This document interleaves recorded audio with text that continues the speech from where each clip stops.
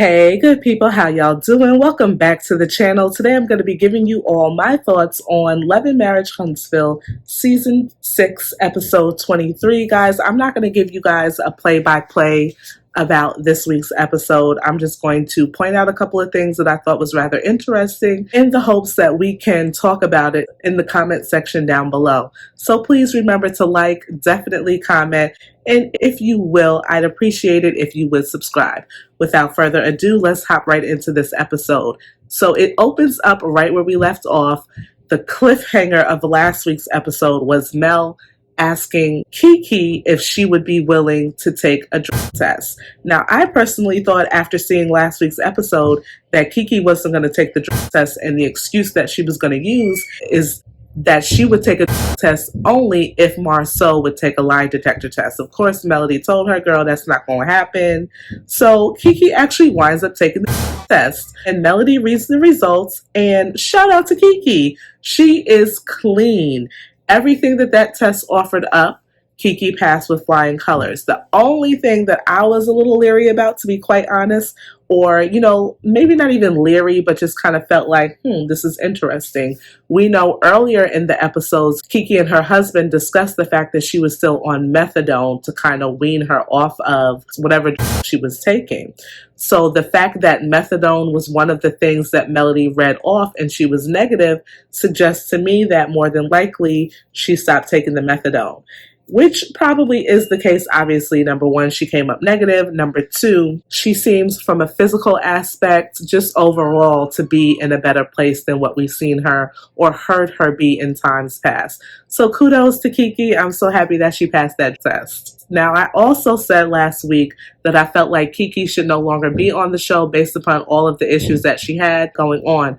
And 50% of me still feels like, girl, maybe you should not be on this platform. But now the other 50% of me, once I got a chance to think, feels like maybe this might be the best thing for her to not relapse. The fact that all of us are watching her, and maybe her motivation is to do the right thing so that she doesn't find herself in that situation again, especially on national TV at this point in time. You guys drop a comment down below and let me know what you think about that. Next up, let's talk about Miss Melody Holt, Miss Melody Cherie, now Melody Cherie Rogers. Shout out to her. She was able to get her name changed, and I'm super happy for Melody. I think that she has the right to change her name back to her maiden name. This is the last straw that she has to deal with in terms of being Miss Melody Holt. Now, obviously, with Martell, she still has to co-parent because they have, 3 or 4 children together. So she does still have to co-parent with him, but she does not have to carry the baggage of having that last name. And if that is representative of freedom for her, then I'm all for it. Her mom is over. She had an event planner over earlier. She's going to be throwing a name change party. And listen, why not? People throw divorce parties. People do whatever. Martell, we're going to find out when he meets with Nell, is not really happy about this. But I say, listen, if she had a celebration marrying you, she should have a celebration no longer holding your last name. That's just my opinion. You guys drop a comment down below and let me know what you think. Speaking of Martell and Nell, he went over to the Fletcher's house. I'm not quite sure why he went over there, but I guess it was for the scene. He went over there, and he and Nell are going back and forth because Nell tells him that she's going to be going to Melody's name change party. And at first he was like, I want to take notes of who is going to be there because then they're not my friend. So she says to him, well, if I go over to the party, that means that I'm not your friend. And then he kind of backpedals a little bit. But the gist of this conversation was them getting into it regarding whether or not Melody should have this party and if it is disrespectful to Martell. Sir, you guys are no longer married. And the fact that he is so upset about this situation lets me know that he still very much so cares about Melody in a romantic way. I think that after all this time that they haven't been together, he realizes that he really had a good thing And that good thing, slowly but surely, decided this is not working for me and I need to get myself out of this situation. And once she divorced him, she's been really just doing her thing. You know, I think that she's even elevated herself even more.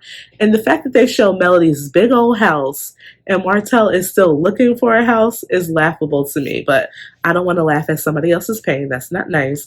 But anywho, I think it's really interesting that we continue to see who did what in that relationship as far as got them to where they are. Like Melody is still doing what she's doing. There's no lack.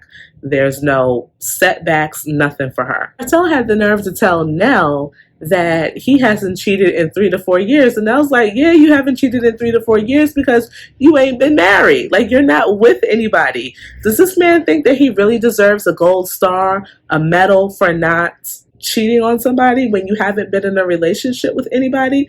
I'm telling you right now, I can't imagine any woman after seeing him on this show, minus Sheree, that would want to get with somebody like him. I honestly don't have the words to properly explain what I think about Martell Holt. Okay, the sheer audacity to even make that type of statement and be proud about that.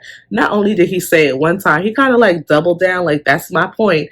Dude, really? Y'all let me know what y'all think about that. He also brings up the fact that Melody cheated on him first, which I guess in his opinion gave him the green light to cheat on her left and right and then have the nerve to have a baby on her while they're still married.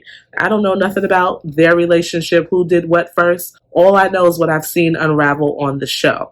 And as far as I'm concerned, you've been caught cheating, sir. You need to sit in it, own it, and move on. Like, no more of this tit for tat. No more of this back and forth. Stormy meets up with Keke in her new place. And the big thing that came out of their conversation was the fact that Keke says Tiffany has talked about Stormy's hair care line and I guess how the ingredients in the hair care line are not the best. And she, I guess, was talking more about that.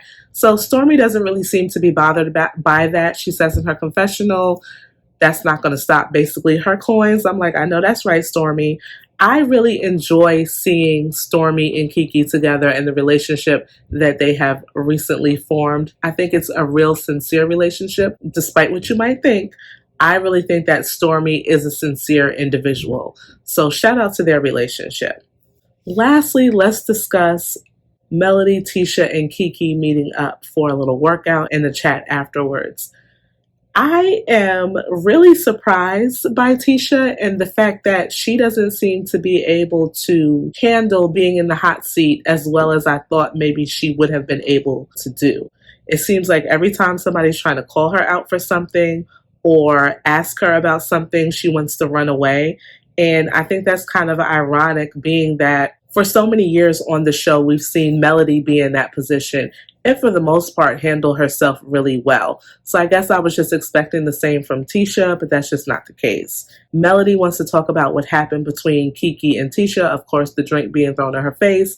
And Tisha's whole demeanor, her whole attitude, her spirit is off. Not only did Melody, who's not even good friends with her, pick up on it being off, but when Kimmy came, she was like, girl, what's going on? In her confessional, she's like, I don't know if something happened before I got here, but I don't know what's going on. So they sit down and they start talking.